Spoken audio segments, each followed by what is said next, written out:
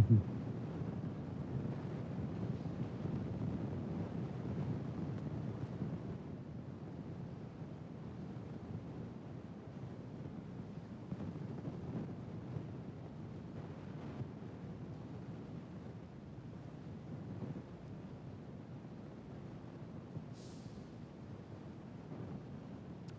right.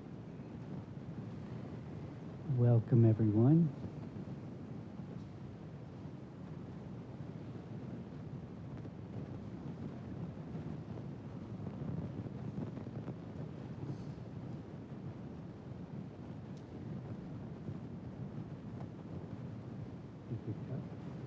We've got people coming in right now, so let's wait just a second to get started.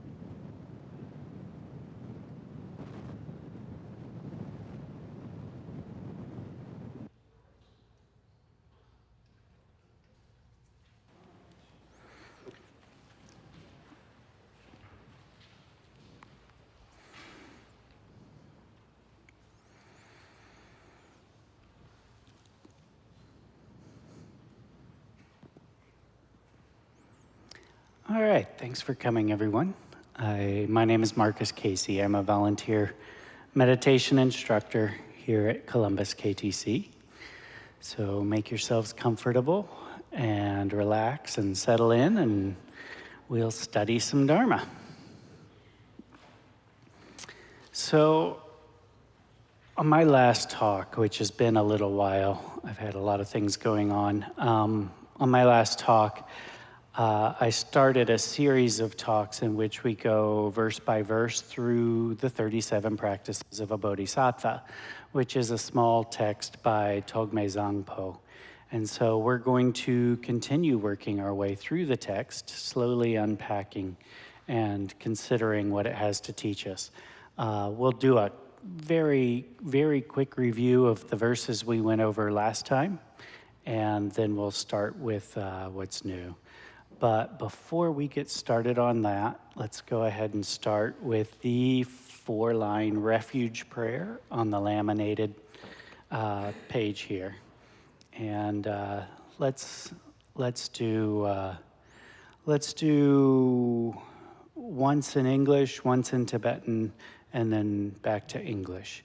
If you're not familiar with this prayer, we're going for refuge to the Buddha, which is the goal or what we're aspiring to the Dharma, which are the teachings, the path, and the Sangha, our guides and companions on the path. All right, let's start with English, then Tibetan, then English. In the Buddha, the Dharma, and the assembly most excellent, I take refuge until I reach enlightenment. By the merit of generosity and other good deeds, may I achieve enlightenment for the sake of all beings. Sangye chidang tsoki chognam la, jangchu bardu dagni kyapsuchi, dagi jinso ki pe sunam ki, drola pinchir sangye duparsho. In the Buddha, the Dharma, and the assembly most excellent, I take refuge until I reach enlightenment. By the merit of generosity and other good deeds, may I achieve enlightenment for the sake of all beings. All right.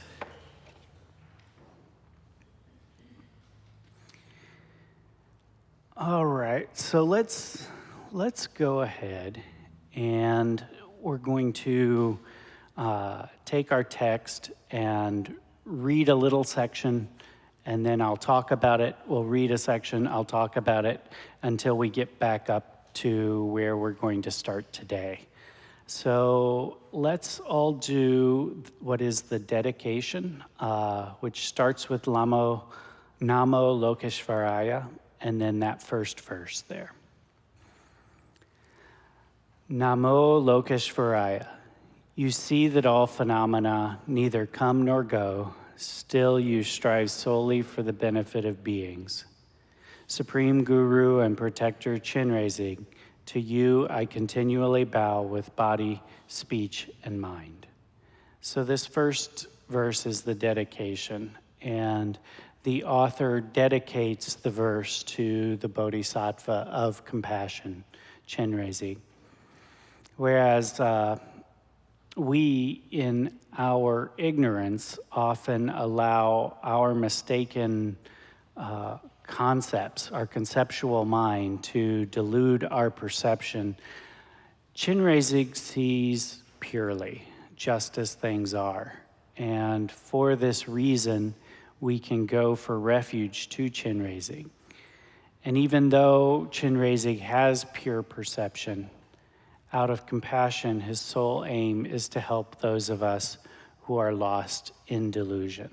And the texts say that one mark of someone seeing clearly and seeing things as they are is not that they will, somehow become other and separate and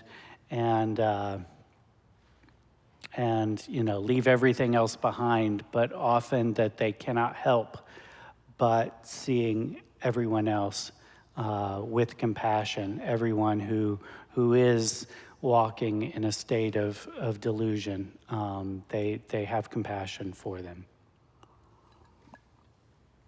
All right, let's do the next verse, which is the introduction. The perfect Buddhas, sources of benefit and happiness, arise from practicing the genuine Dharma. Since that in turn depends on knowing how to practice, the practices of a bodhisattva shall be explained. So, as we'll talk about more today, happiness and well-being are the result of positive deeds. And the Dharma, as taught by the Buddhas, shows us which deeds are positive and which are not. Therefore, we're going to talk about these instructions as a way in which we can achieve happiness and be able to benefit others. All right, let's start with the first one. Now that you have obtained the precious human body, the great boat so difficult to find, in order to free yourself and others from the ocean of samsara, to listen, reflect, and meditate with diligence day and night is the practice of a bodhisattva. We have the incredibly great fortune to have been born at a time and place in which we can hear the Dharma. We have been born with the capacity to understand it and the karmic predisposition to want to learn. This is an exceedingly rare opportunity, and we must not waste it. And this verse reminds us to use that as motivation to practice. Practice, practice, practice. All right, verse 2. Passion towards friends churns like water. Hatred towards enemies burns like fire. Through dark ignorance, one forgets what to adopt and what to reject. To abandon one's homeland is the practice of a bodhisattva. This verse instructs us to give up the three poisons: attachment, hatred, and ignorance. And these are emotions that are so close at hand, so natural to our way of navigating the world, that they are like our homeland. They form the geography of our thoughts and minds. And it's saying, let go of this passion, hatred, and ignorance. And this is something that all bodhisattvas need to do. Real quick, a bodhisattva is one who is dedicating their life now and any future lives to the pursuit of wisdom and compassion for the benefit of all beings, in order to free all beings. So it is someone who has taken a vow to continually work to free beings from their suffering. All right, number 3 is the last verse we got through last time. So let's do that. Giving up negative places, mental afflictions gradually decrease. With no distractions, virtuous activities naturally increase. When mind becomes clear, certainty in the Dharma is born. To rely on solitude is the practice of a bodhisattva. So verse 3 is reminding us to let go of our worldly concerns to whatever degree we are able in order to practice. In the solitude of practice, we have the freedom to turn our minds inward, to identify our defects, rid ourselves of them, and to develop our inherent good qualities. All right, so that's a quick summary of the first 3 verses which we got through last time. So let's go ahead and read 4 together, and let's dig in deeply into this one. Old friends and relatives will separate. Possessions gained with exertion will be left behind. Consciousness, the guest, will leave the guest house of the body. To let go of this life is the practice of a bodhisattva. So here we move to the hard truth of impermanence. Impermanence is not difficult to understand,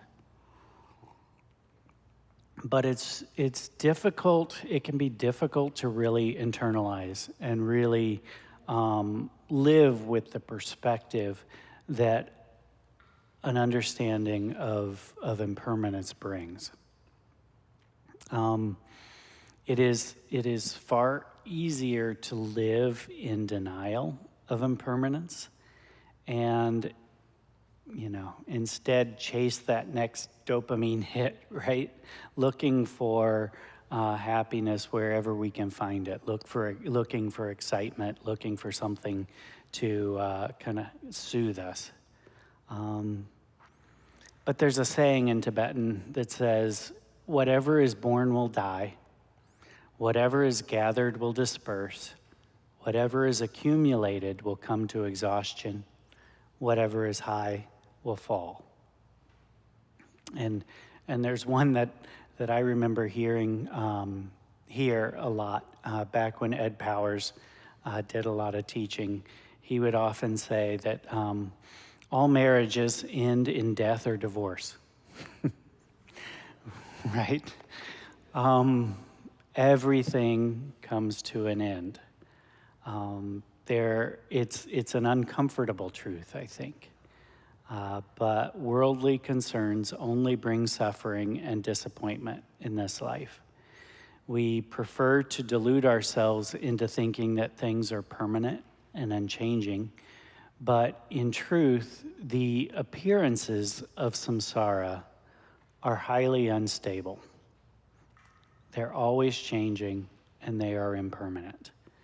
One metaphor that's often used is that what appears in samsara is like lightning as it flashes across the sky. It's here, and then it's gone. If phenomena, all that we perceive with our 5 senses, everything that is around us, if phenomena actually lacks substantial existence, then by nature it will change. And if it's always going to change, then it will always let us down. If we invest our happiness in our relationships, in our wealth, in our reputations, we are anchoring to unstable ground. But if we instead firmly implant in our minds the truth of impermanence, then we can begin to let go.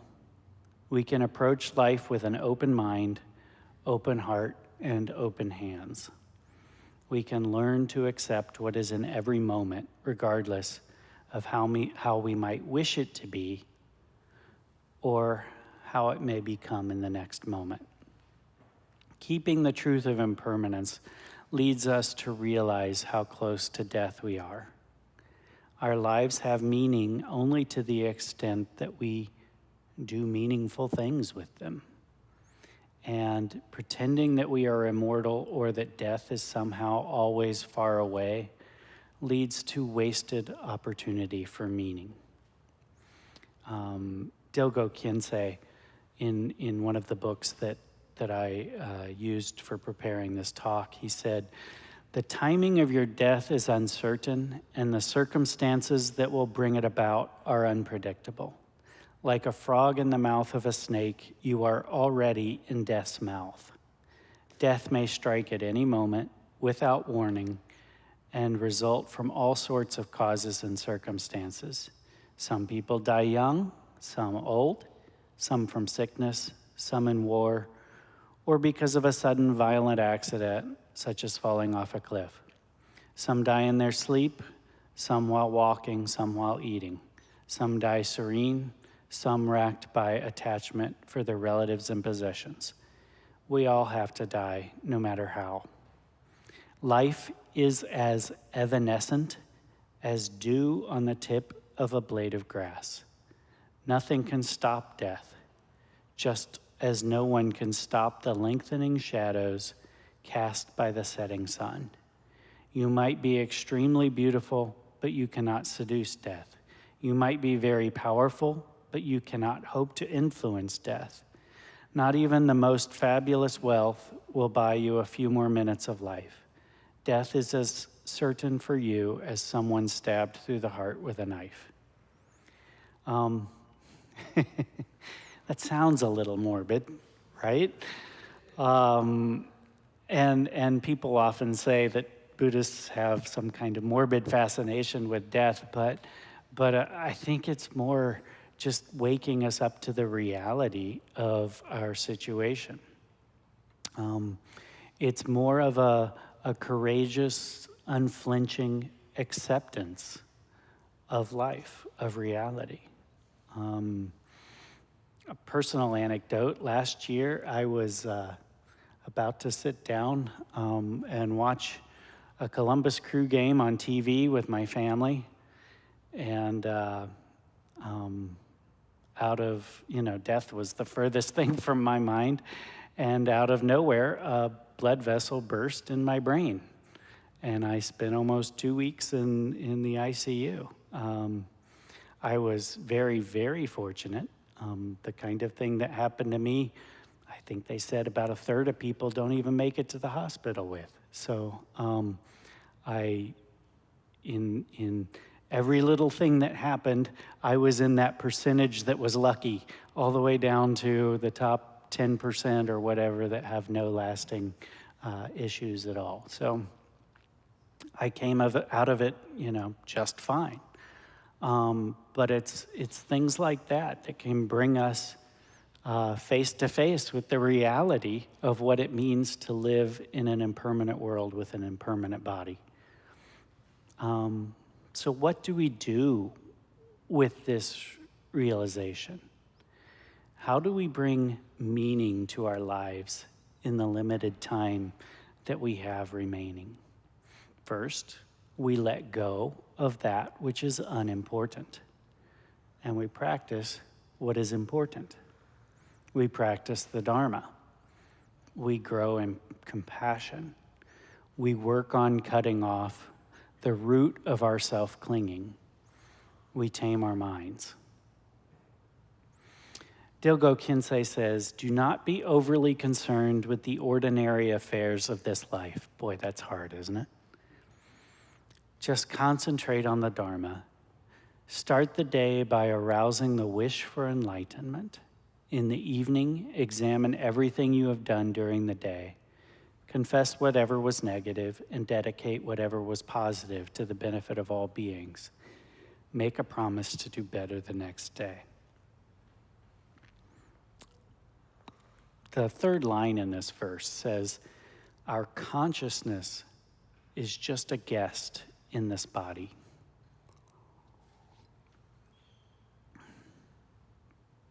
Our body can be thought of as like a kind of hotel in which our mental consciousness temporarily resides. And when we die, the consciousness departs. The body is put in a coffin or buried or burned.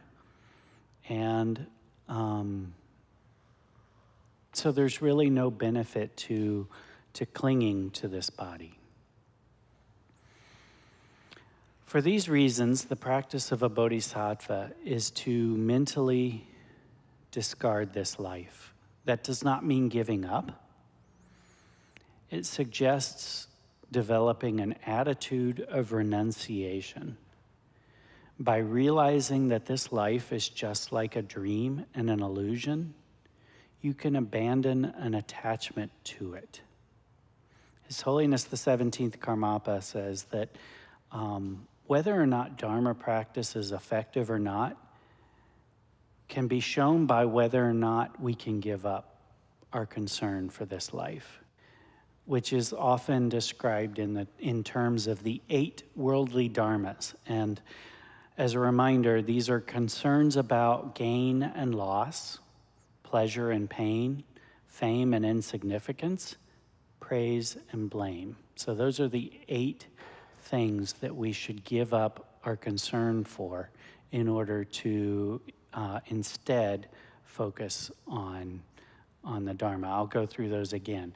Gain and loss, right? The two sides of the same thing, right? We should give up our concern for how much money we bring in, how much money goes out. Gain and loss. Pleasure and pain. Fame and insignificance. Praise and blame.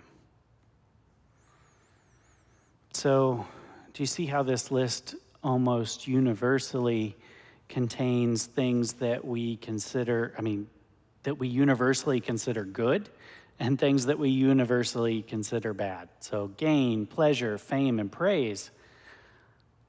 And then loss, pain, insignificance, and blame. So why don't we just work on giving up the negative ones and not the positive? So Karmapa says the reason is that those positive things represent our attachments, the various ways we cling to the things of this world. And it doesn't matter if these things seem nice or unpleasant, good or bad, beneficial or harmful. It's just our clinging to them blindly without understanding or thinking. That's what disturbs our minds and fills us with apprehension. And then Karmapa digs in a little bit more. He says that many of us practice the Dharma seriously when we are unhappy and have problems. So it kind of seems like we're just practicing the Dharma to make ourselves happier, to make ourselves feel better. But our main attraction is still to this life, to the world and all its entertainments. And we consider our worldly possessions crucial to our lives. Really often we consider them the source of our happiness. Even if we do not think like this consciously, in the background of our minds, our unconscious attitude holds on to all these worldly things as if our happiness truly depended on them. Karmapa then reminds us that our death is not the end.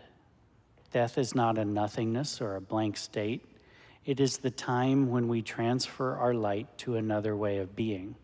So it is possible to dedicate our lives toward bringing light to the world for future generations, as well as for our own future. And if we can understand this, then death does not become an end, nor is it something to fear. All right, let's go ahead and turn back to the text and read verse 5. When friendship with someone causes the three poisons to increase, degrades the activity of listening, reflecting, and meditating, and destroys loving kindness and compassion, to give up such a friendship is the practice of a bodhisattva. Some English translations say, in bad company, these three poisons grow stronger. So what do we mean by bad company? One text said that it can refer to two types of relationships, false teachers or unsuitable friends. I enjoy watching documentaries, and one genre of documentary I find extraordinarily fascinating are documentaries that explore cults. And so often,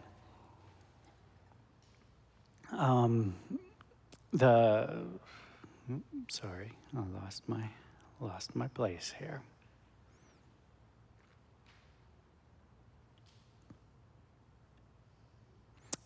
So often, the self-centeredness of the cult leader is completely obvious to me. You know, I'm watching this and I'm saying, how can you fall for this person? And other times it's actually somewhat well hidden. Sometimes you find yourself agreeing with some of what the cult leader says, at least at the beginning. But that self-centeredness, that selfishness, that self-clinging is always present in such a great measure that the lives of all of those who follow them end up being destroyed. Padmasambhava, known as Guru Rinpoche, said, "Not to examine the teacher before committing yourself is like drinking poison." We do not check our critical thinking skills at the door here. We examine the behavior of teachers to see if their behavior matches their teachings. And we should always be on the lookout for selfish, self-aggrandizing teachers. Look for narcissism, for pride and arrogance. And we should never place our confidence in someone whose views and conduct are erroneous. The other type of relationship that we should examine are unsuitable friends. And I think this one's kind of interesting, because if you look at this verse and you look at the litmus test given here for what kind of friendship that you should give up, it's not so much based on who that person is, it's more based on how we respond to that person, right? It doesn't list a bunch of qualities and others that makes that person ineligible to be our friend. We are all imperfect and fail at times to live up to our best selves, and we need to be open to imperfect people as well.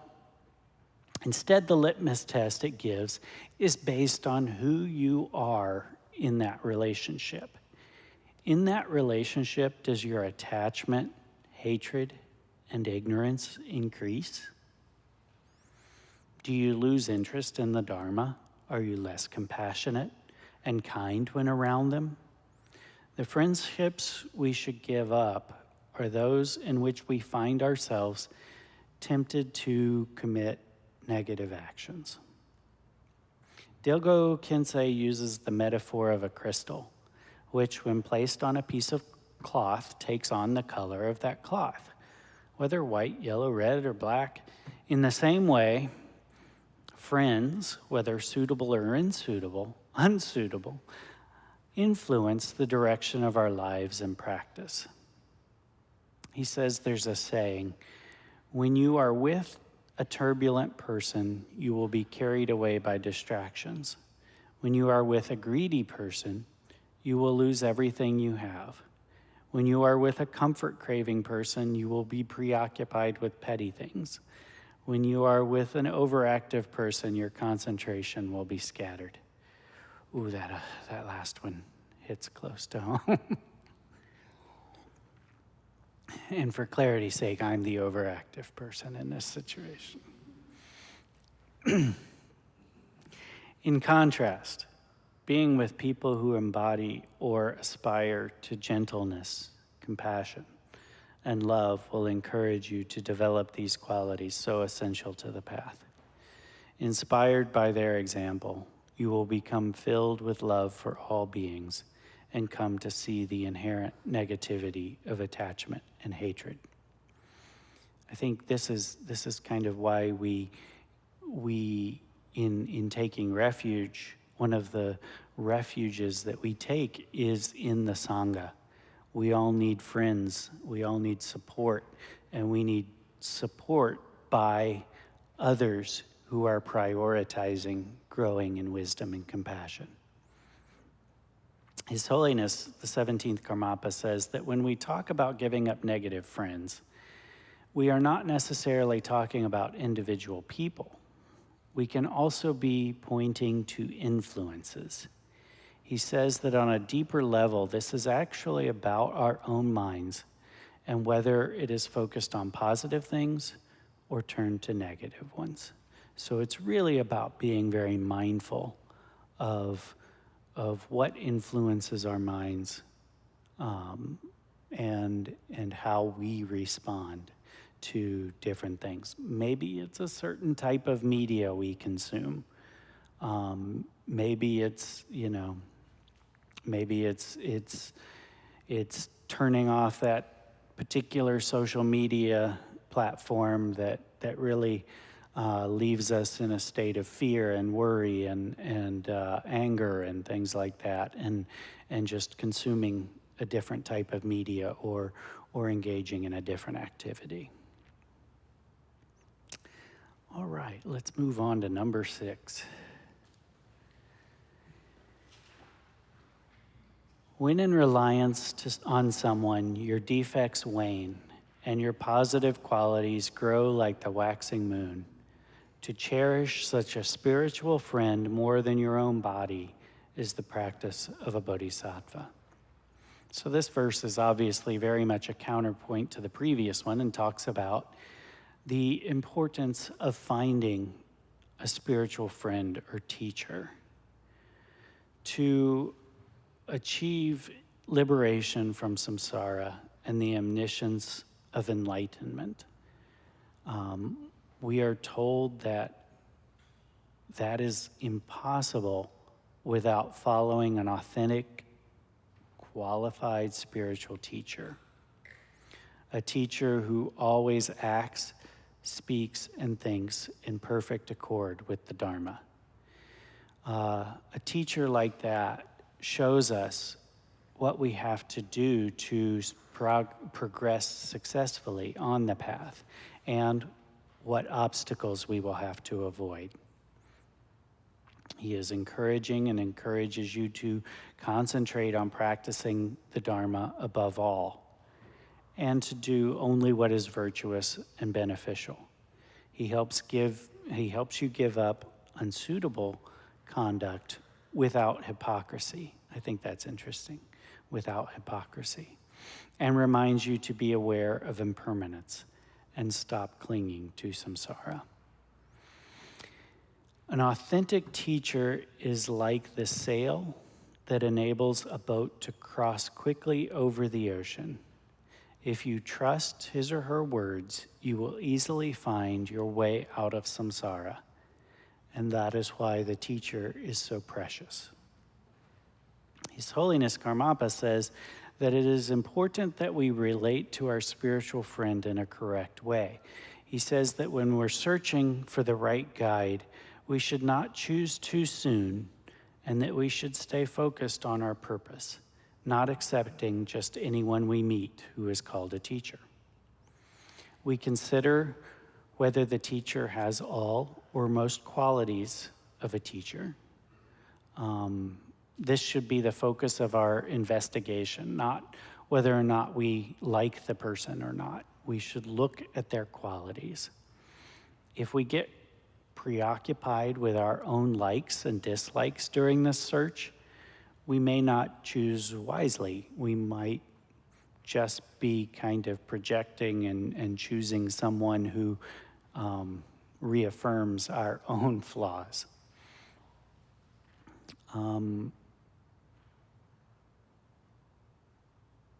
In Tibet,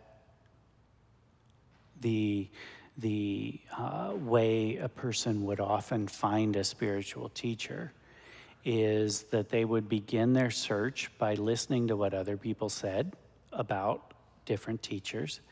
And when they heard stories that were particularly inspiring, then they would find that person and watch the person for years and examine their qualities from a distance. And that's kind of the important step that we talked about in the last verse. And once they have complete confidence in the teacher, then they would commit themselves one-pointedly into putting into practice the instructions.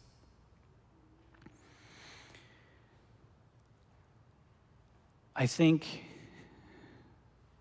I've always, I think about my own path as a kind of Buddhist convert in the West, which started, reading books and not with real live people and in-person instruction kind of thing.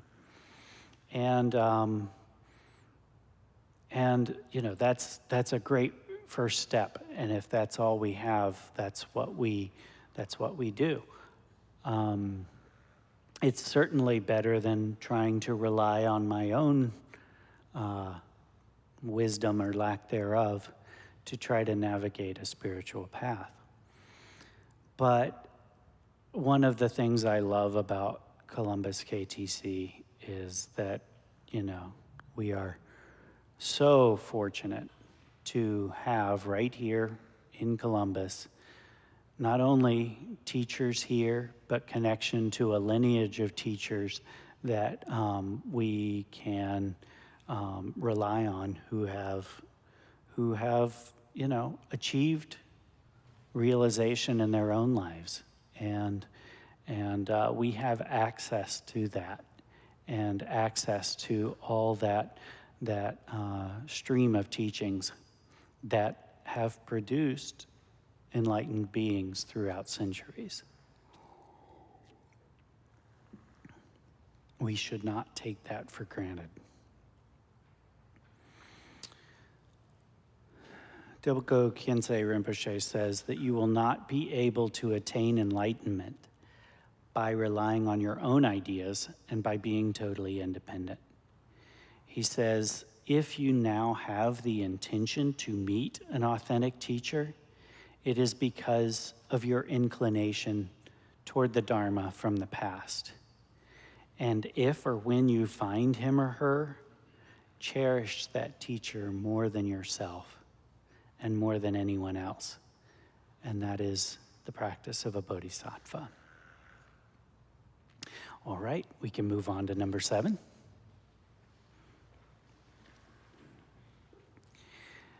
Themselves captives in the prison of samsara, whom can the worldly gods protect? Therefore, to seek refuge in those who do not deceive, the 3 jewels, is the practice of a bodhisattva. So let's look back a little bit at where we've come in this text. The first 6 verses are all the preliminaries for developing bodhicitta. We become aware of the importance and the rarity of human life that we now have, and we realize the stark immediacy of death.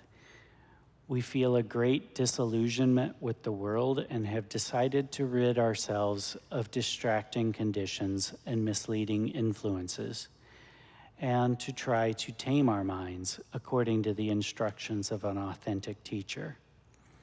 Now we are ready to cross the threshold of the Dharma and take refuge in the 3 jewels. There is a ceremony for taking refuge the first time, And as those of you who have taken refuge know, this is a ceremony that goes back to the days of the Buddha and is kind of the official step of becoming a Buddhist. But it's also something that we practice in everyday life. It's taking refuge is a thing we practice all the time as we experience suffering, as we experience turbulence, and we're looking for something to hold on to in the midst of that. We are all suffering, every sentient being, and we're all looking for a way out of that suffering. We're all looking for a refuge, and all of us take refuge wherever we can. We're looking for something or someone to protect us. Some people look to powerful people and try to achieve wealth, pleasure, and influence. We feel insecurity without wealth, so we believe that great wealth will protect us. Or we might look to friendships or romantic relationships as an escape from the pain. Or we might try to find an escape in a never-ending search for pleasure or comfort. But none of these mistaken objects of refuge are free from ignorance and samsara. They cannot provide ultimate refuge.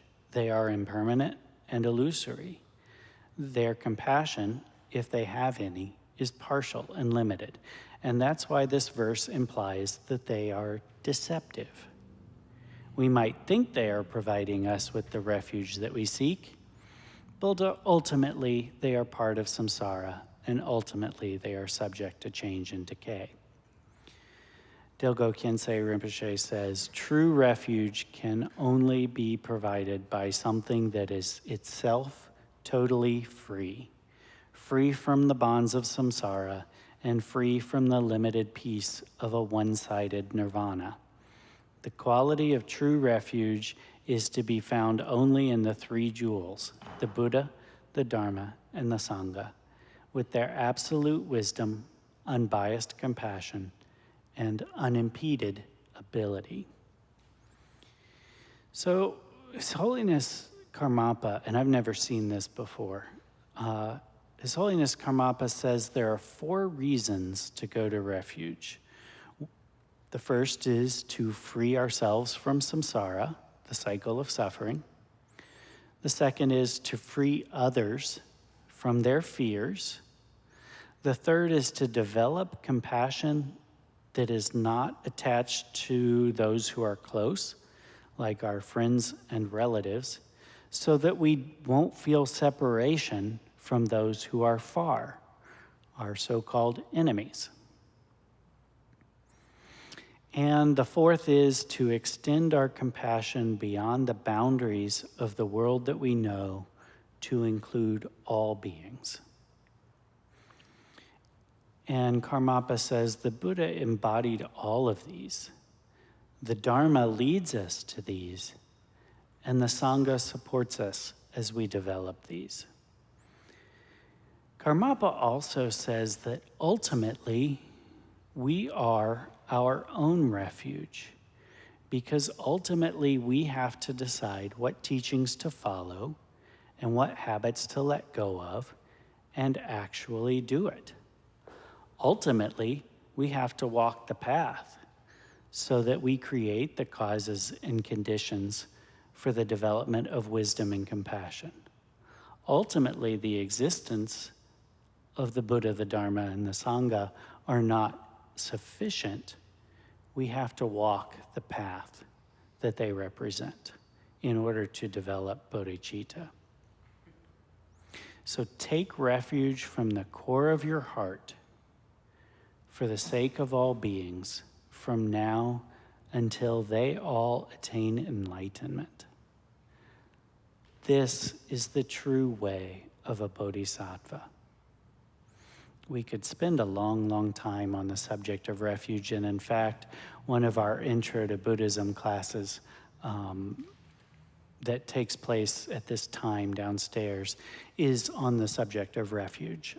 We have a rotating a set of nine classes that we go through every 2 months. So every 2 months, we teach an intro class on the subject of refuge. So there's so much more that can be said. But for now, we will move on and do, I think, one more verse here today. Verse 8. The suffering of the lower realms, so difficult to bear, is the fruit of wrong deeds, so the Buddha taught. Therefore, even at the cost of your life, never to commit negative actions is the practice of a bodhisattva. The Buddha summed up his teaching in 4 lines. He said, abandon what is harmful, practice what is helpful, tame your mind. These are the teachings of the Buddha, or the teachings of the Buddha are not other than this. The first one there is to abandon what is harmful. And this verse is all about karma, or cause and effect. If our action is positive, the result will be positive. If our action is negative, the result will be negative. Whatever happens, keep trying to do more and more positive, beneficial actions, and always avoid doing anything that is negative. Actively engage in the 10 virtues and abstain from the 10 non-virtues. This means not only, for example, to abstain from killing, but also to protect life, to ransom the lives of animals about to be butchered, to set fish free, for example. So real quickly, I'll go over the 10 negative actions and their counterparts, because the 10 positive actions are the exact alternative for the negative actions. So the first one is taking a life. And instead, we can renounce killing and protect life. The second is taking what is not given. And instead, we can practice generosity. The third is sexual misconduct. Instead, we can develop discipline. The fourth is lying. Instead, we can tell the truth. Fifth is sowing discord. Instead, we can reconcile disputes. The sixth is harsh speech. Hard to say. Harsh speech. Instead, we can speak pleasantly. The seventh is idle gossip or worthless chatter. And instead, we can recite prayers. This one really reminded me, at KTD, Khenpo Karthar Rinpoche's sister lived there for a time. And I don't think she spoke a lot of English. But when she would see people just hanging around, talking and chattering and laughing, she would go up to them and scold them and tell them they needed to be reciting the mani. They needed to be saying Om Mani Padme Hum. So she was definitely trying to remind people of this one. The eighth is covetousness. And instead, we should learn to be generous again. The ninth is ill will, or wishing harm on others, and instead we should cultivate the desire to help others. And the 10th is wrong views, and instead we should establish ourselves in the true and authentic view from a qualified spiritual teacher. Dilgo Khyentse Rinpoche says, there is no such thing as even a single act that vanishes, leaving nothing behind. The imprint created by a negative action, such as killing, will never disappear until you either experience its inevitable result or counteract it with a positive antidote.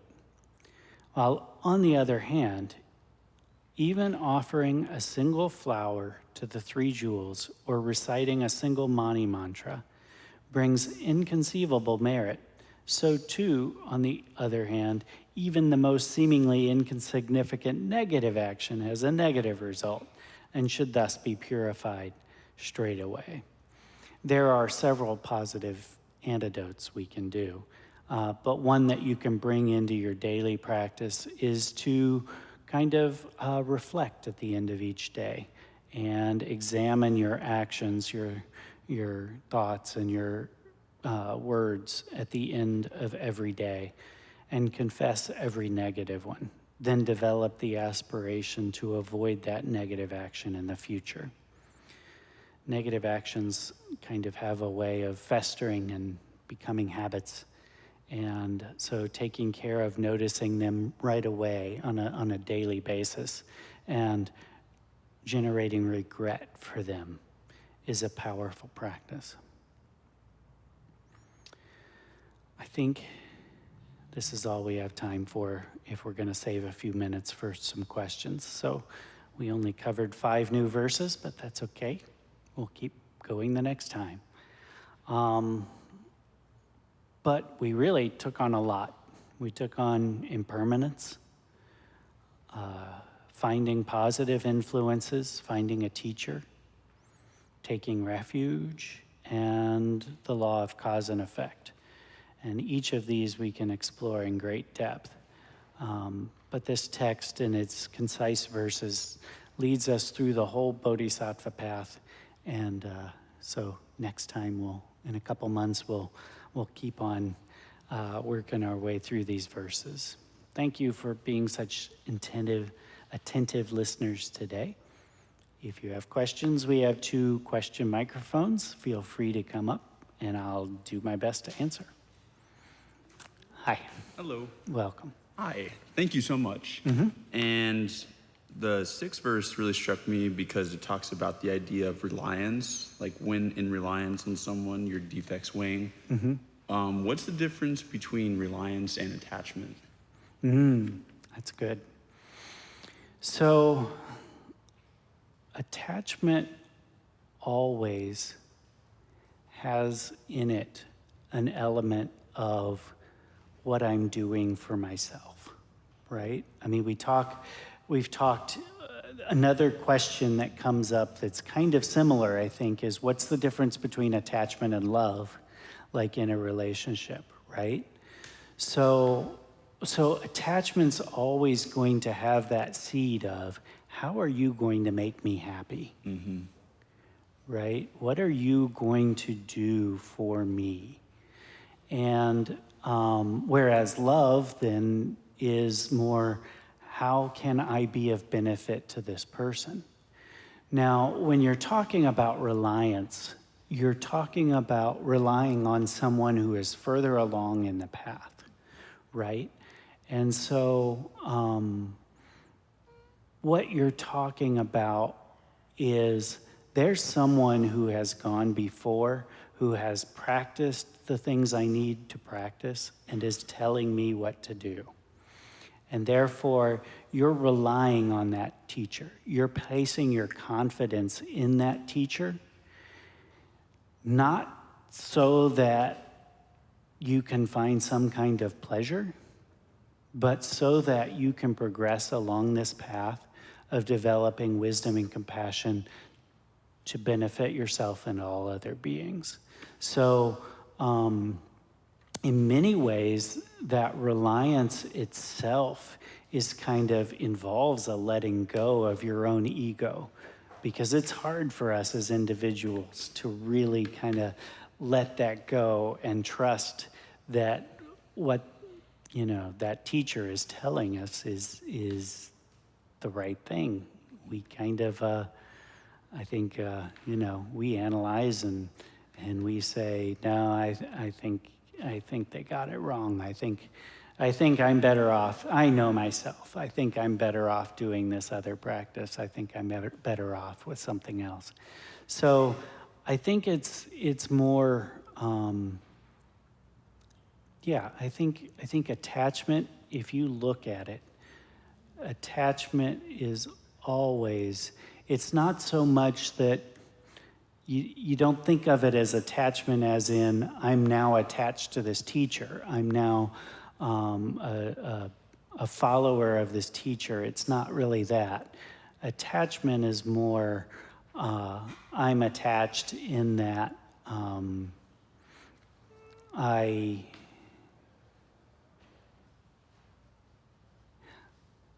hooked.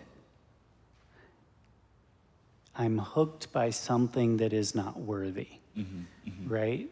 My mind is hooked by wealth or pleasure or some of these worldly concerns, and I can't let go of them because I think I'm going to find happiness in them. I think that I can rely on myself to find what I'm looking for. Whereas, reliance on a teacher is the opposite of that. It's letting go of that. Definitely. All right. Thank you so much. Hope that helps.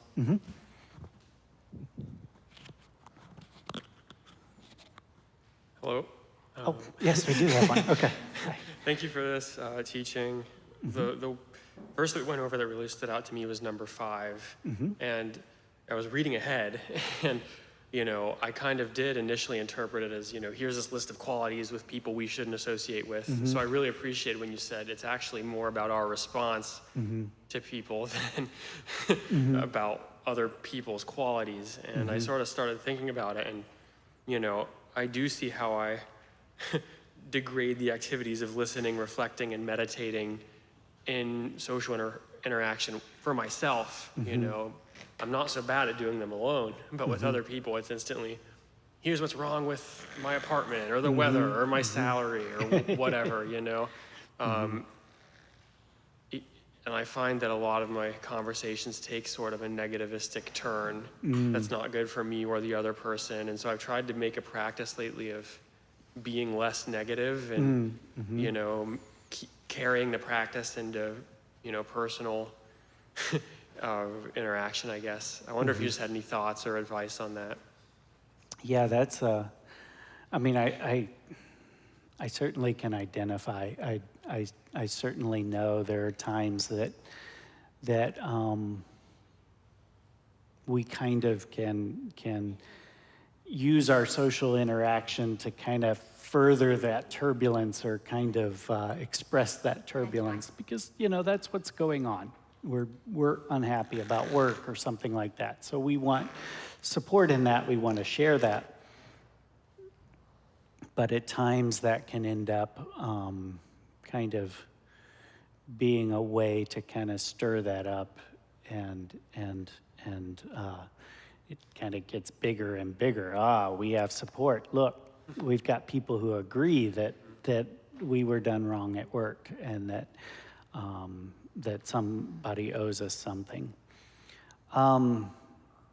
So obviously the first step is to be mindful of it and to be aware of it. And it sounds like, you're already practicing that. You are recognizing that there's negativity that's stirring up.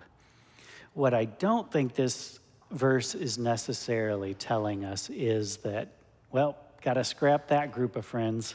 Got to move on to somebody else because I can't do that, It's more about us recognizing that that we need to renounce that kind of energy, if that makes sense, that negativity, and that possibly can be done with the same set of people that you're with, but like you said, you're kind of examining your own behavior in that cycle that's happening and changing. And then watch to see if that changes the situation. If you change your own behavior, is the cycle broken? Or do you continually get pulled back into that negativity? And if you find that you can't, change your own behavior while still in those circumstances, you may need to pull back a little bit until you can, kind of thing. I think a lot of it is about recognizing the priority. The priority for someone who is working on taming one's mind, like someone who has taken a vow to try to become a bodhisattva, right? The priority for someone in that is the state of our minds, is developing wisdom and compassion and avoiding negativity. And so it's really about the mindfulness and the priority, you know, is continuing to associate with this particular group. Is that affecting my journey, my spiritual journey, in a way that I can't overcome? Then I need to step back. This is kind of a hard one to hear, but sometimes I've heard teachers who have been asked about, you know, is it okay to go to political protests and demonstrations? And what our teachers always prioritized there was, well, what is the state of your mind? Are you developing your anger when you do that? Or are you doing it out of compassion? And again, it's that state of your mind as someone who's still in training is the priority there, right? If you can't go to a protest without getting yourself totally riled up in anger, then in a longer term, you're hurting your own influence long term. If going to a protest is a way that you feel compassion and community and feel like you're helping to protect people and it's actually a very positive feeling, then maybe that's okay. And you know, I've been to protests. I'm not saying you know, you shouldn't go or you should go. I'm saying that our teachers really, they focus that answer on the state of your mind, and that's where your priority should be, to always be watching what influences you. Hope that helps. Hi. You need some help? Yeah. Okay. Well, something about verse 3 made her ask this question. Okay. Would you like to ask her a question? You. You would like me to say it for you? How about I hold this and then you tell me? I can't. All right. Well, her question was just, who is Shakyamuni? Oh, good question. Okay. My kids are older now, but my kids used to ask questions at these talks, and I used to love it. Shakyamuni is the Buddha of our time. He's the Buddha that we know in our history who brought these teachings to us. We learned that there are a lot of different times where people have formed civilizations, and they've gotten teachings from a lot of different places and a lot of different teachers over time, and he's the Buddha that we can listen to. We have his teachings. So Shakyamuni is kind of our Buddha, and he's the Buddha who taught this for us so that we can now learn it too. I hope that helps. That's a hard one. That's a good one. Yeah. Was that a good answer? Yeah. What do we say? Thank you. All right, thank you.